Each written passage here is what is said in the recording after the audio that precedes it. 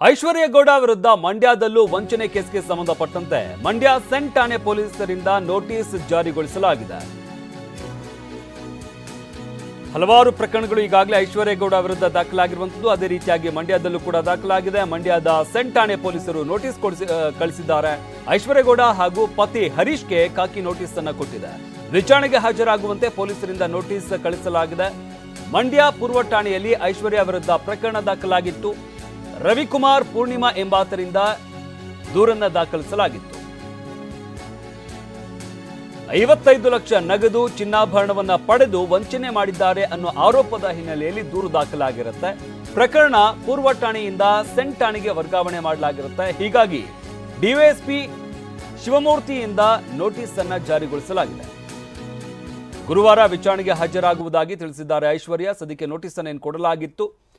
ಈ ನೋಟಿಸ್ಗೆ ಸಂಬಂಧಪಟ್ಟಂತೆ ಉತ್ತರ ಕೊಟ್ಟಿದ್ದಾರೆ. ಗುರುವಾರ ವಿಚಾರಣೆಗೆ ಹಾಜರಾಗುವುದಾಗಿ ತಿಳಿಸಿರುವಂಥದ್ದು. ಇನ್ನು ಈ ಪ್ರಕರಣಕ್ಕೆ ಸಂಬಂಧಪಟ್ಟಂತೆ ಮತ್ತೆ ಐಶ್ವರ್ಯ ಗೌಡ ಏನಾದರೂ ಬಂಧನ ಆಗುವಂತಹ ಸಾಧ್ಯತೆ ಇದೆಯಾ ಅನ್ನೋದನ್ನು ಸದ್ಯಕ್ಕೆ ಕಾದು ನೋಡಬೇಕಾಗಿದೆ. ಆದರೆ ಪೊಲೀಸರು ಸದ್ಯಕ್ಕೆ ಈ ಪ್ರಕರಣಕ್ಕೆ ಸಂಬಂಧಪಟ್ಟಂತೆ ನೋಟಿಸ್ ಅನ್ನು ಕಳಿಸಿದ್ದಾರೆ.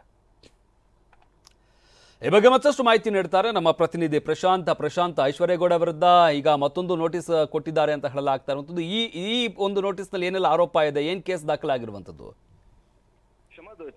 ಚಿನ್ನದ ವಂಚಕಿ ಐಶ್ವರ್ಯ ಗೌಡ ದಂಪತಿಗಳಿಗೆ ಮಂಡ್ಯ ಪೊಲೀಸರು ನೋಟಿಸ್ ಅನ್ನ ಕೊಟ್ಟು ವಿಚಾರಣೆಗೆ ಹಾಜರಾಗುವಂತೆ ಕೂಡ ತಿಳಿಸಿರುವಂತದ್ದು. ಬಹಳ ಪ್ರಮುಖವಾಗಿ ಕೇವಲ ಬೆಂಗಳೂರು ಮಾತ್ರ ಅಲ್ಲ, ಮಂಡ್ಯದಲ್ಲೂ ಕೂಡ ಸಾಕಷ್ಟು ಜನರಿಗೆ ಈಕೆ ಬಣ್ಣ ಬಣ್ಣದ ಮಾತುಗಳು, ಜೊತೆಗೆ ರಾಜಕೀಯ ನಾಯಕರುಗಳು ನಂಗೆ ಸಾಕಷ್ಟು ಪರಿಚಯ, ಆಕೆಯ ಸಹೋದರಿ ಅಂತೇಳಿ ಬಣ್ಣ ಬಣ್ಣದ ಮಾತುಗಳನ್ನಾಡಿ ವಂಚನೆ ಮಾಡಿರುವಂತದ್ದು. ಅದೇ ರೀತಿ ಮಂಡ್ಯದಲ್ಲಿ ರವಿಕುಮಾರ್ ಅಂತ ಪೂರ್ಣಿಮಾ ಅಂತ ಅವರಿಬ್ಬರಿಗೂ ಕೂಡ 2016ರಿಂದ 19ವರೆಗೂ ಕೂಡ ಸಾಕಷ್ಟು ಪರಿಚಯಗಳನ್ನ ಮಾಡಿಕೊಂಡು ನಿಮಗೆ ಕೆಲಸವನ್ನ ಮಾಡ್ಕೊಡ್ತೀನಿ, ನಾನು ಡಿ.ಕೆ. ಸುರೇಶ್ ಅವರ ಸಹೋದರಿ ಅನಿತಾ ಕುಮಾರಸ್ವಾಮಿ ಮತ್ತೆ ನಿಖಿಲ್ ಅವರು ನಂಗೆ ಸಾಕಷ್ಟು ಪರಿಚಯ, ಅವರಿಂದಲೂ ಕೂಡ ಕೆಲಸವನ್ನ ಮಾಡ್ಕೊಡ್ತೀನಿ ಅಂತೇಳಿ ಸುಮಾರು 55 ಲಕ್ಷ ನಗದು ಮತ್ತೆ 100 ಗ್ರಾಂ ಚಿನ್ನಾಭರಣಗಳನ್ನು ಕೂಡ ಪಡೆದು ಇದುವರೆಗೂ ಕೂಡ ನೀಡಿರಲಿಲ್ಲ. ಈ ಪ್ರಕರಣ ಬೆಳಕಿಗೆ ಬಂದ ನಂತರದಲ್ಲಿ ಇಬ್ಬರು ಕೂಡ ಮಂಡ್ಯದ ಪೂರ್ವ ಪೊಲೀಸ್ ಠಾಣೆಯಲ್ಲಿ ಡಿಸೆಂಬರ್ 31ರಂದು ದೂರನ್ನು ಕೂಡ ನೀಡ್ತಾರೆ. ದೂರಿನ ಅನ್ವಯ ಪ್ರಕರಣ ಕೂಡ ದಾಖಲಾಗುತ್ತೆ. ಈ ಕೇಸನ್ನ ಸೆಂಟ್ ಠಾಣೆ ಡಿವೈಎಸ್ಪಿ ಶಿವಮೂರ್ತಿ ಅವರು ಕೂಡ ವಹಿಸಲಾಗುತ್ತೆ. ಈ ನಿಟ್ಟಿನಲ್ಲಿ ಇವತ್ತು ಶಿವಮೂರ್ತಿ ಅವರು ಅವರಿಬ್ಬರಿಗೂ ಕೂಡ ಒಂದು ನೋಟಿಸ್ ಅನ್ನ ಕೊಟ್ಟಿರುವಂತದ್ದು. ವಿಚಾರಣೆಗೆ ಹಾಜರಾಗಬೇಕು ಅಂತ ಪೊಲೀಸರು ಮುಂದೆ ಕೂಡ ಗುರುವಾರ ವಿಚಾರಣೆಗೆ ಹಾಜರಾಗ್ತೀವಿ ಅನ್ನೋಂಥದ್ದು ಕೂಡ ತಿಳಿಸಿರುವಂತದ್ದು. ಶಮಂತ್, ಧನ್ಯವಾದ ಪ್ರಶಾಂತ್ ನಿಮ್ಮೆಲ್ಲ ಮಾಹಿತಿಗಾಗಿ.